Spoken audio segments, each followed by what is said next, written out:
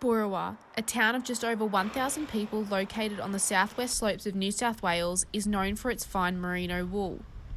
The drought has forced farmers to rethink how that tradition can continue. The trouble is with the drought, you're buying supplementary feed, as in barley and hay, to feed the sheep, and hence you're not doing your maintenance jobs that should be done, and you're not doing spending money on any improvements. Daniel McGrath is a sixth-generation local farmer and grazier. He grew up in Boorowa and has been running his property for over 40 years. In recent years, his family has had to find extra work in order to maintain a steady income and ensure the farm will stay up and running. My wife, she travels into Canberra, commutes into Canberra every day to seek employment for more off-farm income. I've got a couple of sons that'd be very interested in coming home, but financially it wouldn't be viable for them and there wouldn't be a living in it for them. Not only are the farmers and their families struggling in these difficult times, but small businesses in town are feeling the pressure as well.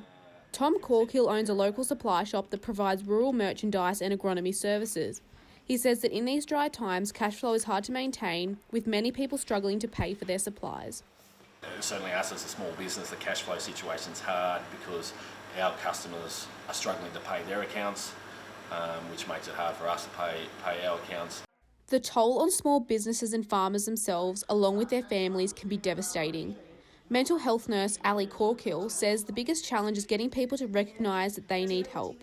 I think for one, whilst a lot of barriers have been broken in terms of stigma around mental health, there are still definitely those stigmas attached to mental health out in the country, and people are reluctant to seek help. The stress and coping with the drought is a contributor to higher suicide rates, and the availability of health services is making the problem a lot harder to deal with. There is definitely a lack of services that are free to the person accessing the help.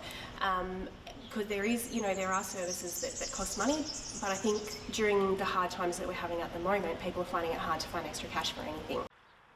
While healthcare is one priority, so too is water.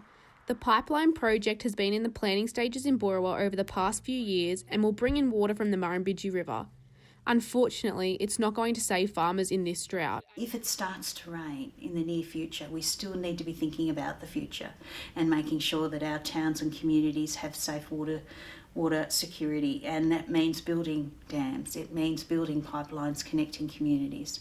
Back on the farm, Daniel McGrath says it doesn't get much tougher than this, but it is his livelihood he has to fight for.